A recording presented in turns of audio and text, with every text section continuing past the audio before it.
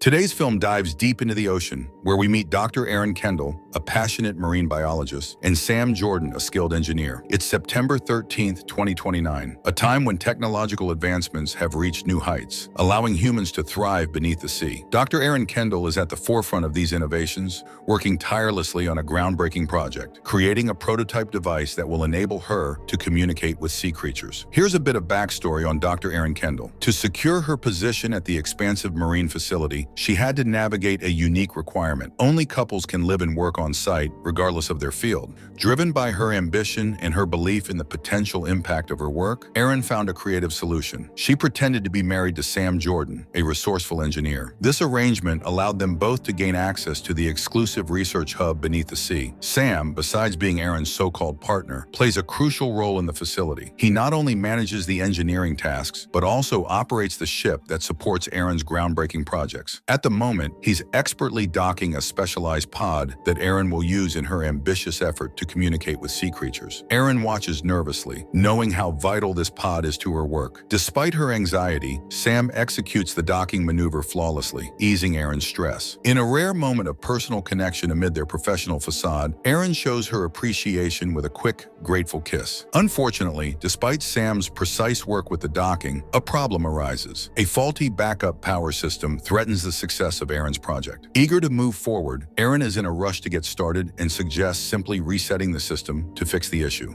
However, Sam, the more cautious of the two, immediately recognizes the risk. He warns Erin that a quick reset won't be enough to resolve the underlying problem. Sam emphasizes that if the same malfunction happens while they're out in the middle of the ocean, it could jeopardize not only the mission, but also their safety. Sam suggests that they should take the pod back to the lab for a thorough analysis to identify and fix any system malfunctions. However, Erin is adamant about moving forward. She's unwilling to let the replacement team steal the spotlight. Determined to deploy the pod that same week, she dismisses Sam's concerns, insisting that they need to stay on schedule. As Sam tries to reason with her, explaining the potential risks, their commander, Mitch Conrad, arrives in their sector. Mitch congratulates Erin on her innovative project, and Erin graciously accepts the praise, her resolve unshaken. But once the congratulations are over, Mitch turns his attention to Sam. He pulls Sam aside and, in a more personal tone, asks if Sam has finally made his move on Dr. Erin. Sam, looking a bit resigned, explains that Erin sees him strictly as a business partner with some added benefits, nothing more. Mitch, however, isn't convinced that Sam should settle for that. He urges Sam to get serious and be honest with Erin about his true feelings, encouraging him to take a chance and lay it all on the line. As their conversation deepens, a surprising revelation comes to light. Mitch has known all along that Sam and Erin aren't actually married. Despite the facility's strict regulations, Mitch admits that he turned a blind eye to their arrangement because he valued having both of them on the program. As Sam and Erin make their way to another base, just 5 hours from their destination, tension builds between them. Sam tries to relax by listening to music, but his mind keeps drifting back to his unresolved feelings for Erin. Meanwhile, Erin is entirely absorbed in her work, talking excitedly about the project and her plans to communicate with a new marine species. Her single-minded focus only heightens Sam's frustration. Unable to hold back any longer, Sam confronts Erin about their situation. He points out that in just a few days, they'll be heading back home, and the arrangement that brought them together will end, leaving them to go their separate ways. Sam presses her, trying to get her to acknowledge the reality of what's happening between them. However, Erin, caught off guard, begins to dodge his questions. Sam continues to press Erin, seeking answers, but their conversation is abruptly interrupted by the computer, announcing that they've reached their destination. They've arrived at the perfect spot to launch the pod and test Erin's ambitious project, the culmination of 3 years of hard work and dedication, both eager to see if Erin's device will finally enable communication with sea creatures. But before we dive into the outcome, let's pause for a moment.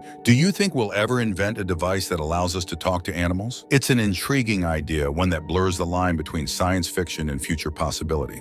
Now, back to the pod. Does it work? Well, yes and no. As they deploy the pod, the same backup system error resurfaces, a direct consequence of Erin's decision not to have it thoroughly checked in the lab earlier. The malfunction threatens to jeopardize the entire operation and potentially put them in danger. Recognizing the risks, Sam makes a decisive decisive call. He orders the drone to return and prepares to head back home. However, the ever-ambitious and charismatic Aaron isn't ready to give up just yet. She suggests that Sam, being the talented engineer he is, should take a closer look at the pod. After all, he might be able to fix the issue on the spot. Even though Sam is still annoyed with her from their earlier argument, Aaron's charm wins him over, and he agrees to check the device. Before heading up to inspect the pod, Sam makes a move that surprises both of them. He leans in for a kiss, but lands it awkwardly on Aaron's forehead. It's an odd moment that shows how confused he feels about her. Once inside the pod, Sam instructs Aaron to close the hatch and disembark, realizing that he needs to get inside the pod to properly check the problem. Aaron stays close, communicating with him as he works. Sam soon finds the error and assures her that he can fix it. But just as things seem to be going smoothly, their comms are suddenly filled with a loud, irritating, static noise. Out of nowhere, with no warning or signs, a massive tsunami hits.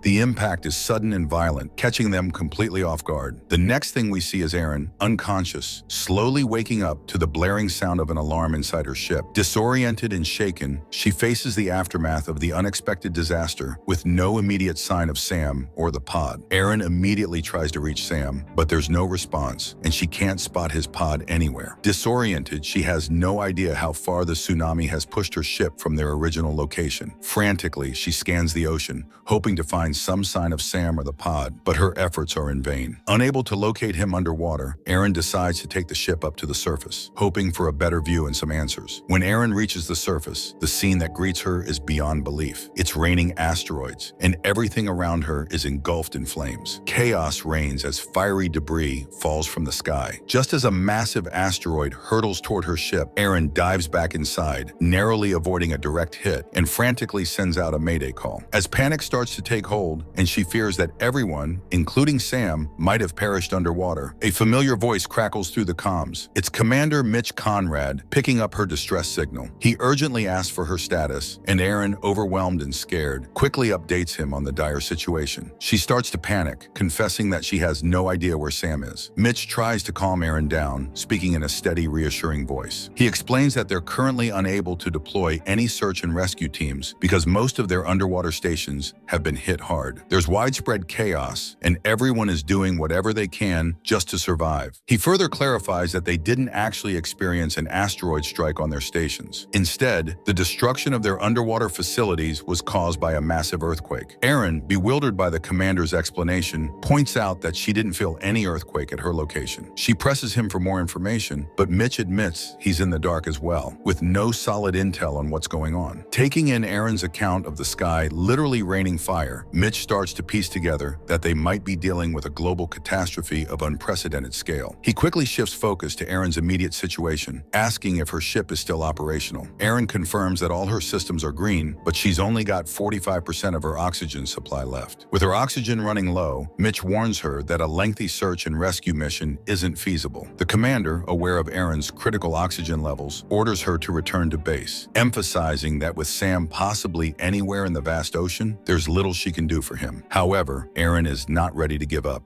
As soon as she hears the command, she defiantly shuts off the comms and takes matters into her own hands. Determined to find Sam, she tracks her previous location and sets off, refusing to leave him behind. Aaron activates all her ship's sensors, scouring the ocean for any sign of Sam. Hours pass with no luck, but then one of the sensors finally picks up a large metal object. Hope surges through Aaron as she believes she's found Sam's pod. But when she gets closer, her heart sinks. It's not the pod, but a massive airplane wreck, shot down from the sky amidst the chaos. Crushed by disappointment, Aaron returns to the control console, feeling lost and defeated. As she checks her location again, the reality of losing Sam begins to sink in, and she starts to unravel. She looks at photos of her and Sam together, filled with memories of their time at the facility. But as she stares at the photos, something inside her stirs. She knows she can't give up on Sam just yet. She decides to keep searching. Aaron tries to remotely connect to his pod, hoping for any sign, but realizes she's out of range and the uplink has been lost. Suddenly, Aaron hears a familiar sound, a distinctive signal she recognizes immediately. It's the very sound she had designed to communicate with sea creatures, and her ship is picking it up loud and clear. Realizing that Sam's pod must be emitting this signal, Aaron feels a surge of hope and quickly sets course to follow it. As she approaches, Aaron spots the pod and rushes to make contact. Desperately, she tries to radio Sam, and to her immense relief, she hears his voice crackle through the comms. Even though Sam was alive, he was in rough shape. The tsunami had thrown him around violently inside the cramped pod. He was also struggling with extreme heat and running dangerously low on oxygen. Realizing she had to act fast, Erin quickly asked Sam how to engage the autodock system so she could bring him aboard. With Sam guiding her through the process, Erin manages to dock her ship with his pod. As soon as the connection is secure, she pulls Sam into the safety of her ship. Once he's finally back inside, Erin disengages the pod and immediately attends to her husband, making sure he's safe and starting to recover from the ordeal. Erin gives Sam some water and tries her best to take care of him, but their relief is short-lived when an alarm goes off, warning them that the ship is running critically low on oxygen, down to just 16%. As they grasp the urgency of their situation, Sam begins to realize the magnitude of what Erin did for him. She had risked everything, including her own safety, to find him, even when she wasn't sure if he was still alive. The selfless act makes Sam realize just how much Erin cares about him. This realization surprises Erin too. She hadn't been looking to pursue a deeper relationship with Sam, but now it's clear how much he means to her as well. With time running out, Sam quickly comes up with some ideas to stretch their remaining oxygen, giving them a few more hours to survive. Together, they start making the adjustments and set a course back to base, despite the distance, with renewed hope and a shared understanding of their feelings. And with this, the movie comes to an end. Thanks for tuning in, guys. Bye.